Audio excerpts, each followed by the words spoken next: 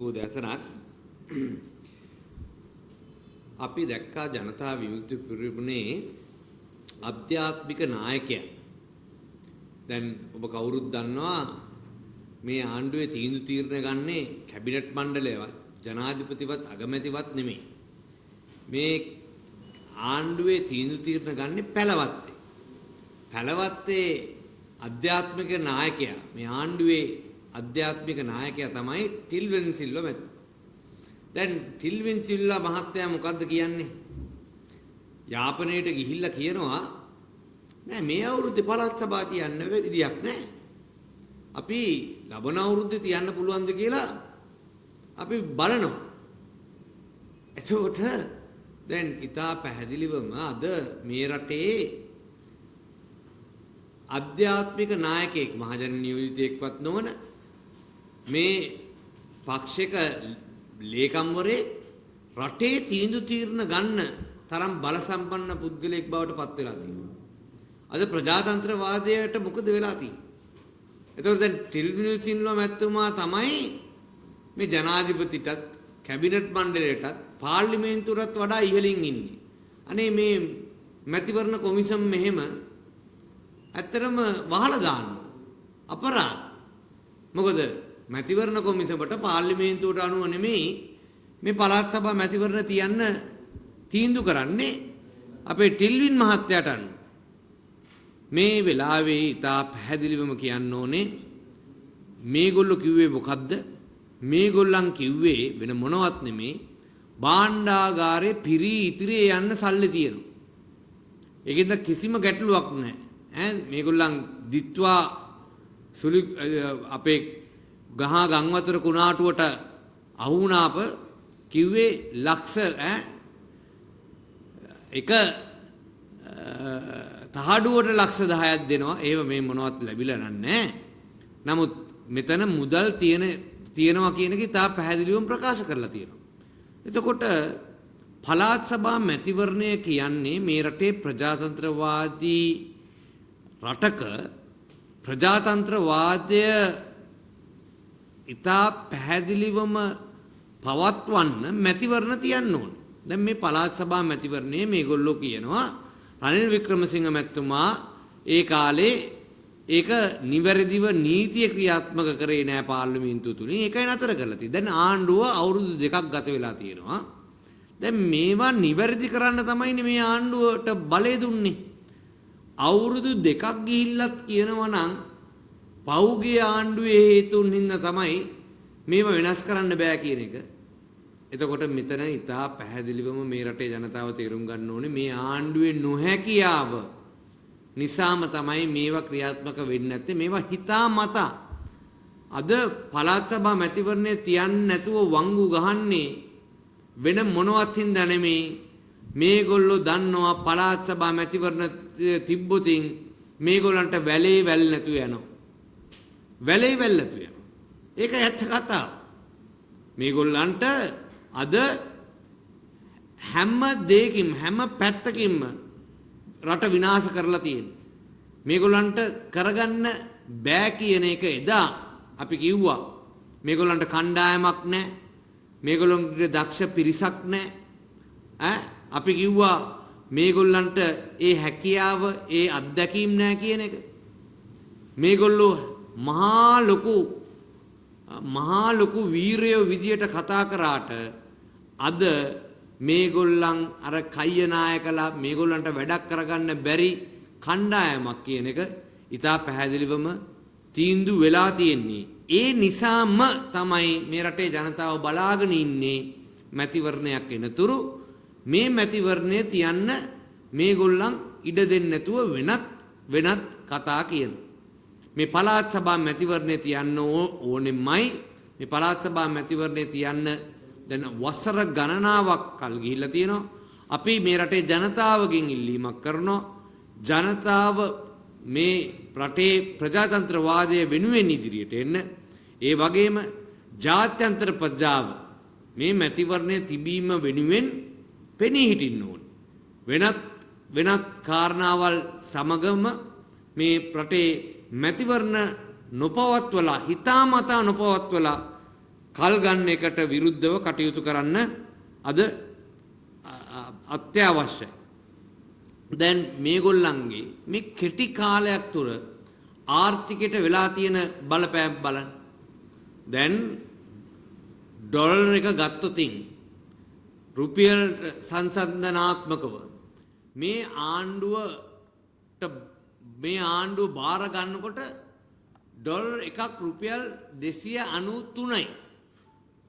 දැන් සතියකට කලින් මේක 350කට ගියා. 350 ගණනක. දැන් 343කට විතර නතර වෙලා. එතකොට රටේ ආර්ථිකය පිළිබඳව විශ්වාසයක් තියෙනවද? මෙහෙම රුපියල කඩා වැටිගෙන යනවා. මේගොල්ලෝ මේ 354ට ගිය එක 343ට ආවට පස්සේ මේගොල්ලෝ කියනවා මහා වීර ක්‍රියාවක් කරලා වගේ. දැන් රුපියල හරිය ශක්තිමත් කියන. 290ට තිබ්බ එක 340 ගානට ගියා කියන එක නෙමෙයි කියන්නේ.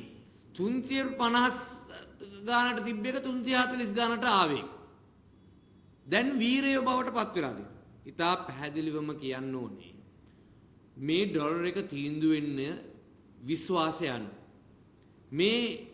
මේ කරන්සි එක පිළිබඳව විශ්වාසයක් නැහැ අද අපනයනකරුවන් ඩොලර් එක මාකට් එකට දාන්නේ නැහැ. මොකද විශ්වාසයක් නැති හින්දා. ආනයනකරුවන් පුළුවන් තරම් ඩොලර් මිලදී ගන්න බලනවා තමන්ගේ අමුද්‍රව්‍ය වෙනුවෙන් තමන්ගේ අවශ්‍යතාවයන් වෙනුවෙන්. මොකද කොයි වෙලාවෙ ඩොලර් එක වැඩි වෙයිද දන්නේ නැහැ. රටට මුදල් ලැබෙන අය ඒ කියන්නේ රෙමිටන්සස් මේ විදේශ විනිමය අපේ රටට ගේන අය නිසි මාර්ගවලින් රජයේ එහෙම නැත්නම් පෞද්ගලික බැංකු හරහා ගේන්නේ උන්ඩියාල් වගේ දේවල් වලින් කරනවා. මොකද බ්ලැක් මාකට් එකේ ලොකු මුදලක් ගන්න පුළුවන්. එතකොට මේ කාරණා හින්දා අද මේ රටේ ඩොලර් එක පිළිබඳව විශ්වාසයක් නැහැ. ඒකයි ඇත්ත කතාව. එතකොට මේගොල්ලෝ කියනවා නෑ කිසි ප්‍රශ්නයක් නෑ. අපිට IMF එකෙන් මිලියන ඩොලර් මිලියන 700ක් එන්න තියෙනවා. තවත් ADB ලෝක බැංකුව වගේ එකේ තවත් මිලියන කීපයක් තියෙනවා.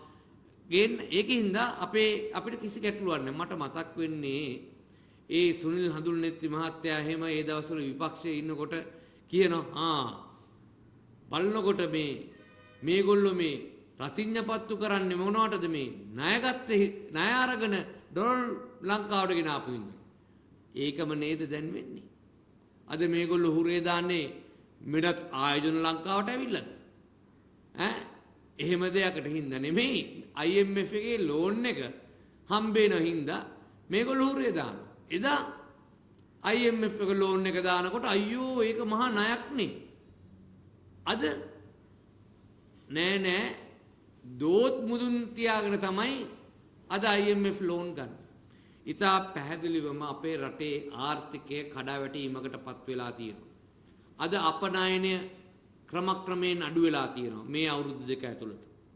ඒ වගේම සංචාරකයින් ක්‍රමක්‍රමයෙන් අඩු වෙලා තියෙනවා. ඒ ආදායම අඩු වෙලා තියෙනවා. ඒ විතරක් නෙමෙයි අපිට විදේශ විනිමය ගෙනෙන foreign direct investments අපේ රටට ආයෝජන ඇවිල්ලා නැහැ. එතකොට අනිවාර්යයෙන්ම අපේ රුපියල අවප්‍රමාණය වෙනවා. ඒක නතර කරන්න බෑ.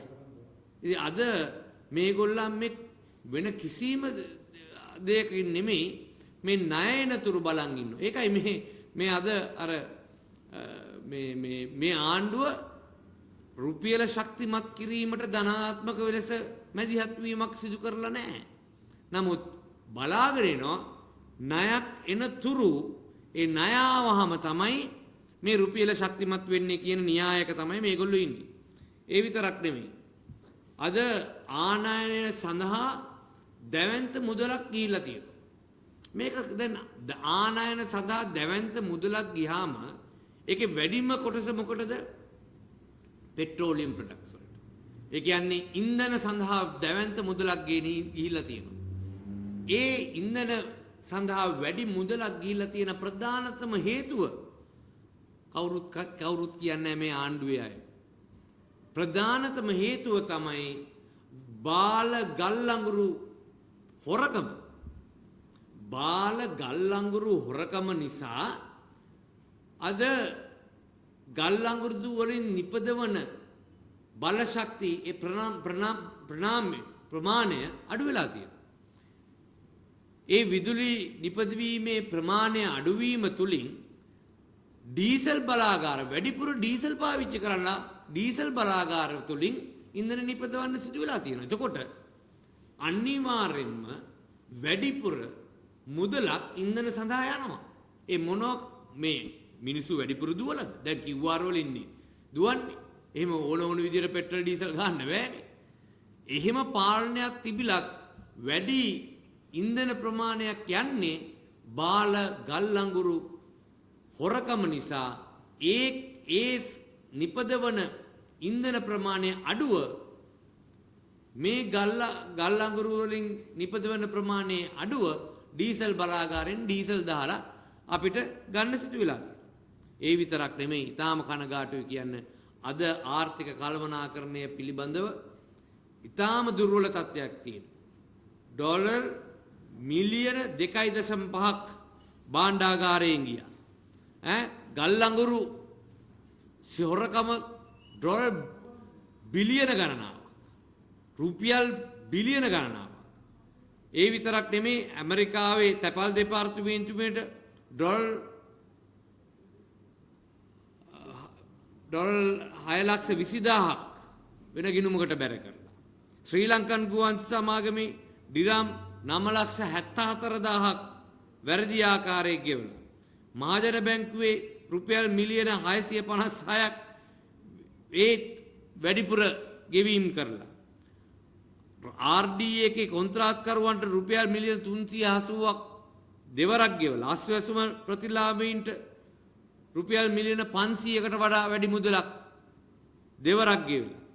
එතකොට අද ආර්ථිකය එක පැත්තකින් රුපියලේ යගේ අඩු වෙලා ඩොලර් එකත් එක්ක සංසන්දනය කරනකොට රුපියල් 293 එක දැන් 240ට වැඩි වෙලා තියෙනවා. උද්දමනය මේ අවුරුදු දෙක තුල ඍණ 3 තිබ්බ එක ධන 5.4කට ඉහළ ගිහිල්ලා තියෙනවා. ආයෝජන නැහැ, නව ව්‍යාපෘති නැහැ. තාම දිට්වා එකේ ජනාධිපතිතුමා දිස්ත්‍රික්කයක් ගානේ ගිහිල්ලා අහනවා වැඩ කරලා තියෙනවද කියලා. පාරවල් ටික හදලා නැහැ, පාලම් ටික හදලා නැහැ. අද ජනාධිපතිතුමාට වෙන වැඩක් නැහැ. මේ ඇමතිවරුන් වැඩ කරන්නේ නැහැ. ටෙන්ඩර් පටිපාති දූෂිතයි. ඒතකොට මේ වගේ දැවැන්ත හොරකම් වංචාවල් නිසා අපේ රටේ ආර්ථිකය විනාශයට ගිහිල්ලා තියෙනවා. ඉතින් මේ ආණ්ඩුවට කරගන්න බෑ කියන එක දිනෙන් දින ඔප්පු වෙනවා. බොහොමත් ස්තුතියි. මොනවත් ප්‍රශ්නයක් එහෙම තියෙනවද?